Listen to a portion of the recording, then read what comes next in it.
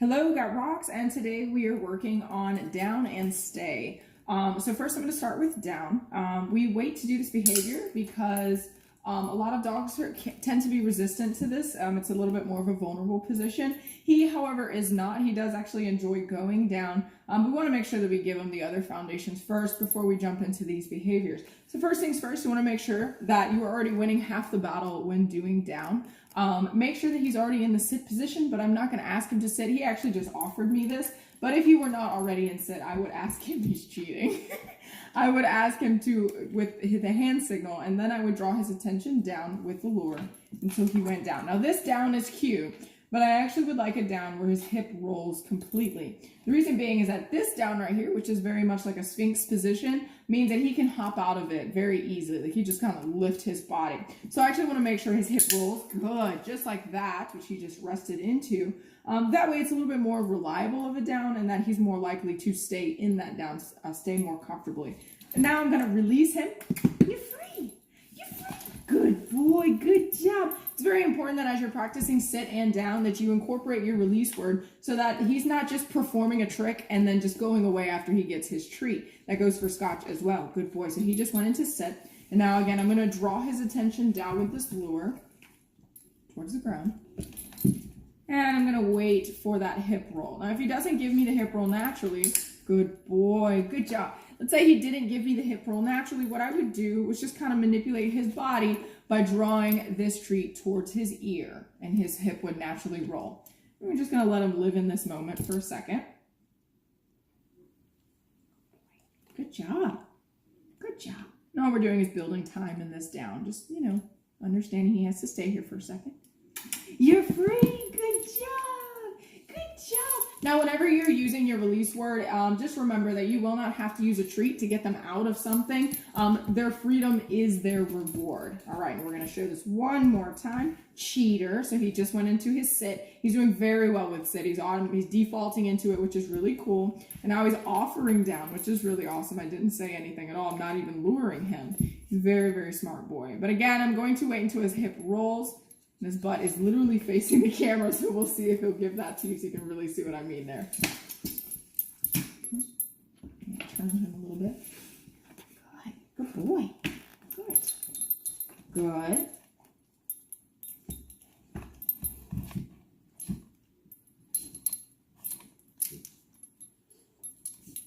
Yes, good boy. Good job. And he was very dramatic with that hip roll. But you want to make sure that you practice that down, not the other one, because the other one is a little mediocre and it's not very reliable. So you'll notice that I actually haven't said down yet. And the reason being is I want to make sure that I'm getting the right down before I name it. So I don't want to name the Sphinx position down if the down that I want is a hip roll. So I want to make sure that he understands what I'm asking of him with just the body language and the hand signals before I actually name it down. So for your homework, I want you to practice this without saying anything. And when it gets really reliable, about an 80 to 90 success rate on him going down without you having to manipulate him, then you want to start calling it down, okay? Good boy. Yeah, you're so good.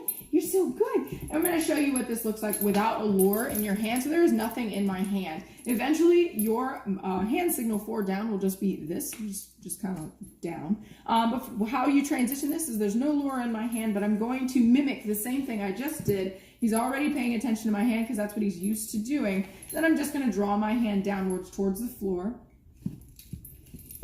Good boy. Good boy. Good job. And this time the treat came from behind me, from my treat pouch. That is how you start to remove your lures to get those behaviors. Yeah, so he's doing really good with this behavior, and now we're going to work on stay. You are going to work on... All right, so with stay, it's really important that you don't jump the gun. Everybody wants to jump into the stay where they ask their dog to sit, stay, and then they start walking away. The problem with that is that your dog doesn't know what you asked them to do because you've never done this before. So the very first thing that you should do is actually work on time and practice stay standing right in front of him. Good boy. You're doing so good. Good job. Now, very important to understand what stay means. Stay is a fixed position. So that means that he's not allowed to move. The only thing that's allowed to move is his head. Everything lower needs to stay exactly the way it is. So if you put him in a sit and you ask him to stay, he needs to stay seated. But if you ask him to down and you ask him to stay, he needs to stay in a down position. Now, if you find that as you're practicing this, he starts to gravitate towards going down, which a lot of dogs do, then you want to go ahead and practice down stay versus sit stay, because inevitably this one is actually more reliable, and there's nothing wrong with a down stay. He's going to be more comfortable in this position anyways. All right, so I'm going to go ahead and show you what this looks like. So it's really important. Stay is one of the few behaviors where we actually just go ahead and name it. And the reason being is that I've already asked him to sit, and stay, there's nothing else. I just need you to hold it for a few seconds or however long you want him to hold it. So we're going to go ahead and call it stay, but most importantly, we're going to flash on the hand signal, which is that. So that's very simple. Stay. Very, very simple. All right, so I'm going to go ahead and jump in, show you what that looks like. Come on. Come on, Rox, let's go. Come on, Rox. Good boy. Good boy. Good job. All right, sit. Good. Stay. Good job. Good job. So we just held that stay for 3 seconds, and that doesn't seem like a lot, but this is how you start to build it up. You're free. You're free. Good job. Good boy. Very, very important that you use your release word with stay. If you are not using your release word, then they are just releasing their own stay, and that is not very reliable. All right, I'm going to show you one more time what that looks like with just 3 seconds. Relax. Good boy. Good job. Good job. Good. Stay.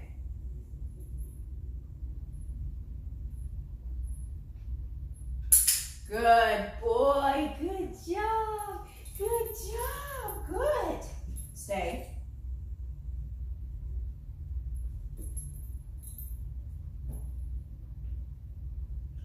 Good boy. Good job. Good job. You're free. You're free. You did it. You did it. You did it. Good job. Good boy. Good job.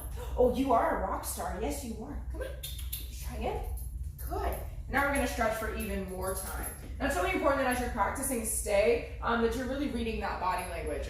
Dogs will release themselves, but they will tell you first. So make sure you're really paying attention to how he's behaving. If he starts looking away frequently, if his ears start moving, or if his weight starts shifting in another direction, chances are he's about to release himself. So he may be at his limit. So go ahead and release him before he releases himself, if that makes sense. Good boy. Good boy. Good job. All right. Rox. Stay.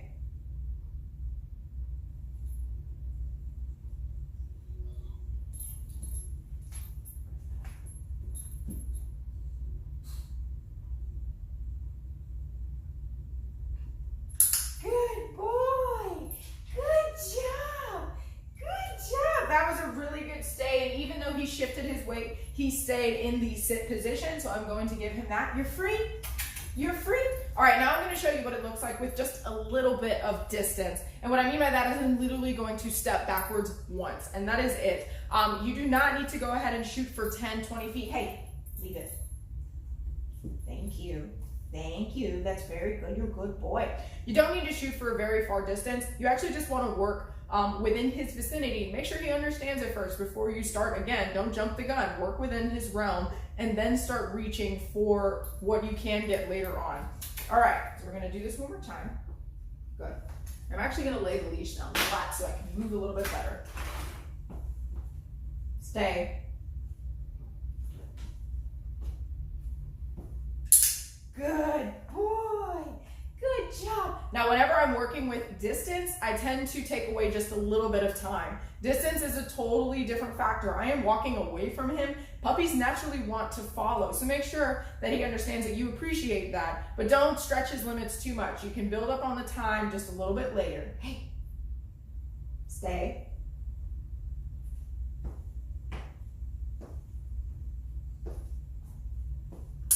Good boy, good job. The other thing when you're working with distance is anytime you move away, you are actually working with time as well. So it is okay that you are moving around, you're not working on that 10, 20 seconds because it actually takes time to get away from him in the first place. You're free.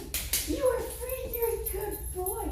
Good job. Good boy. All right, I'm going to show you one more time, see how much he gives me, and then we're going to call it. Rox. Rox. Good boy. Good boy. Hey, sit. Good. Stay.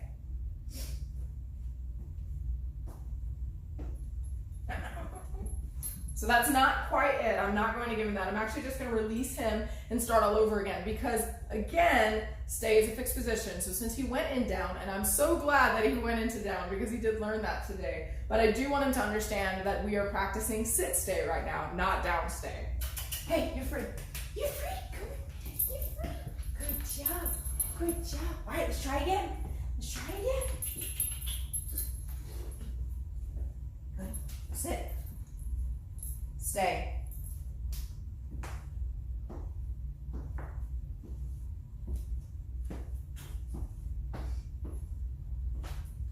Good boy. Good job. Good job. You're free.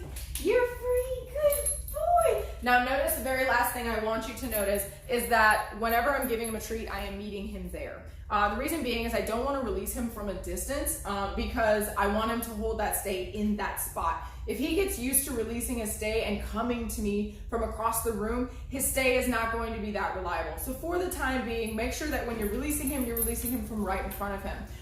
That's all for today. He's doing awesome, and you let me know if you have any questions. See ya.